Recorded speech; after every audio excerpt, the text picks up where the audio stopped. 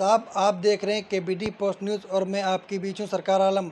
आज आप हमारे हेल्थ प्रोग्राम में मौजूद हैं और हमारा प्रोग्राम हर मंगलवार को सुबह 10 बजे आपको एक नई मर्ज के साथ किसी एक डिपार्टमेंट के डॉक्टर के साथ दिखाएंगे कि किस मर्ज पे कौन सा इलाज होता है और उसका इलाज कितने दिन चलता है, वो मर्ज कैसे होती है और उसकी चीज़ें क्या हैं। आज हमारे साथ एक जनरल फिजिशियन डॉक्टर बुनियाद हुसैन साहब मौजूद हैं।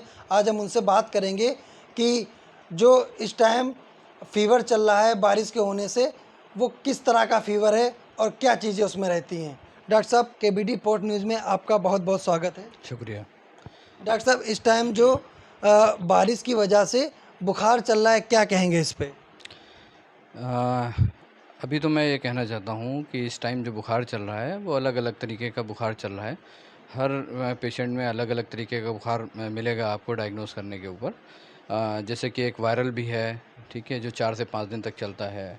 साथ में डेंगू भी चल रहा है और मलेरिया भी है। तो इन 3 तरह के बुखार जो है वो आम तौर से चल रहे हैं। तो जिसमें से पहला जो बुखार है वो वायरल है, जिसमें आपको फ़ीवर आता है और 5 दिन के लिए आपको फ़ीवर की मेडिसिन्स खानी है। उसमें बहुत ज़्यादा एंटीबायोटिक्स वगैरह का या अदर मेडिसिन्स का बहुत रोल नहीं होता है। 4-5 दिन में जो सिम्प्टोमेटिक ट्रीटमेंट हमें उसमें देने होते हैं और 4-5 दिन में सबसाइड हो जाता है फ़ीवर। उसके बाद हमें इलाज की कोई ज़रूरत नहीं रहती है। डॉक्टर साहब, इस टाइम जो बुखार चल रहा है वो डेंगू मलेरिया का प्रकोप ज़्यादा है, तो इस पे क्या कहेंगे? ये फ़ीवर किस तरह से आता है?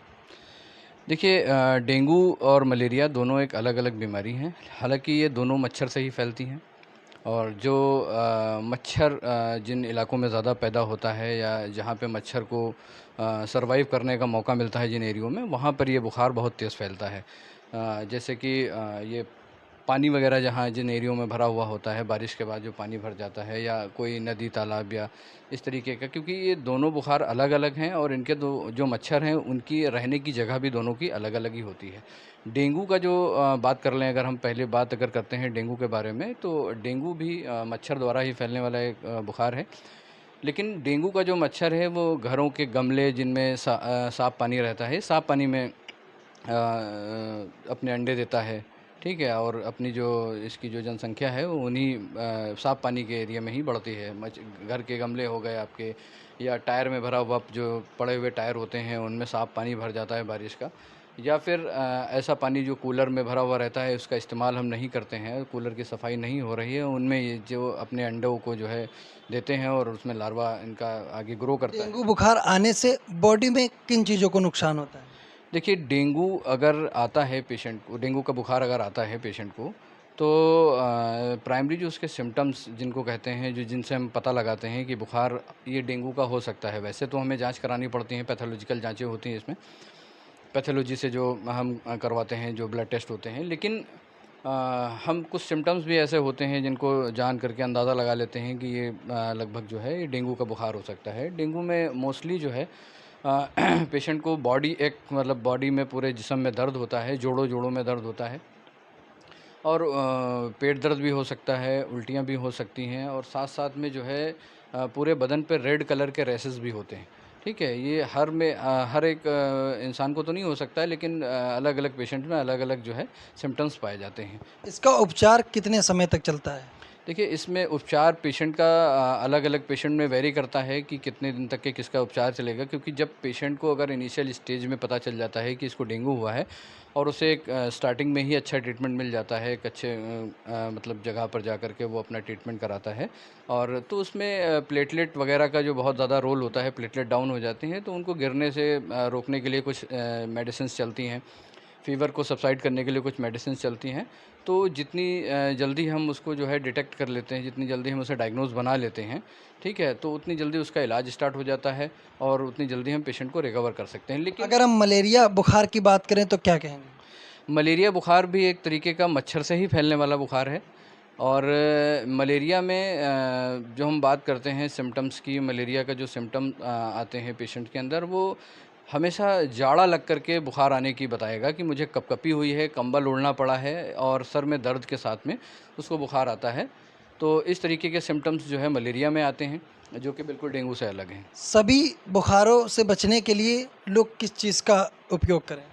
देखिए, अगर बुखार जो मच्छर से फैलने वाले बुखार हैं, उनसे अगर बचना है तो आपको ऐसी जगहों को साफ़ सुथरा रखना पड़ेगा जहाँ पर मच्छर को अपनी जनसंख्या बढ़ाने में आसानी रहती है। ऐसे इलाकों में आपको सफाई रखनी पड़ेगी, जो मैंने आपको अभी पहले ही बताया है कि जैसे कूलर हो गया और आपका टायर पड़े हुए हैं, उनमें पानी जो भर जाता है, और बाकी जो गमले आपके घर में इस्तेमाल होने वाले हैं, या ऐसी कोई जगह जहाँ पे पानी आपका भरा रहता है, उन जगहों को पानी साफ़ करना है। और मच्छर मारने वाली कुछ दवाइयाँ जो आती हैं, मार्केट में अवेलेबल हैं, आप उनको जो है इस्तेमाल कर सकते हैं ताकि मच्छर को जो है बढ़ने से रोका जा सके। आजकल बॉडी में जो एक साधारण जुकाम होता है, उसको लेकर क्या कहेंगे? क्या ऐसे सिम्पटम्स रहते हैं जुकाम को लेकर? देखिए, जुकाम एक एलर्जिक बीमारी है एक तरीके की, ठीक है? उसमें अक्सर ऐसा होता है कि एक पेशेंट आया है, उसको सर्दी ज़ुकाम हुआ है मौसम बदलने के ऊपर। अक्सर ऐसे पेशेंट जो होते हैं, सर्दी ज़ुकाम बहुत आम चीज़ हैं, ये मौसम बदलने के ऊपर अक्सर होते रहते हैं, ठीक है? तो इसमें बहुत ज़्यादा मेडिसिन्स ऐसी नहीं होती हैं कि जिनमें हम ये कह सकें कि ये बहुत गंभीर बीमारी है और बहुत गंभीर मेडिसिन्स इसमें चलती हैं। ये आम तरीके से छोटी-मोटी दवाइयों से ही ज़ुकाम को ठीक किया जा सकता है, बहुत अगर बड़ी चीज़। डॉक्टर साहब हम प्लेटलेट्स की बात करें कि काफ़ी लोगों में जब डेंगू या मलेरिया होता है प्लेटलेट्स घट जाती हैं, तो उनको रिकवर करने के लिए क्या देसी उपचार हैं, बताएँगे आप?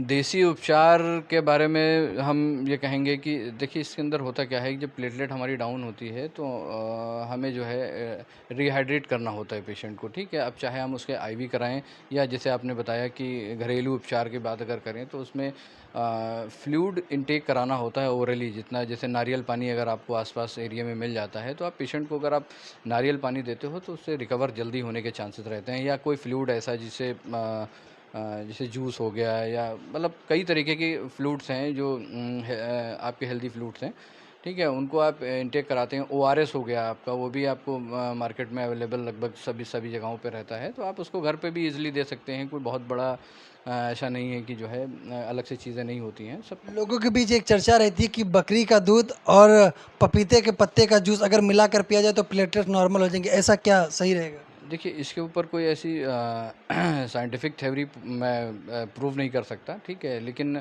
कुछ चीज़ों का जो है रिस्पॉन्स अगर ठीक आता है तो उसको इस्तेमाल करने में कोई हर्ज नहीं है। प्लेटलेट्स अगर हम बात करें तो नॉर्मल कितनी होना चाहिए? जो नॉर्मल रेंज हमारी बॉडी के अंदर होती है वो 1.5 लाख के ऊपर ही मानी जाती है, ठीक है?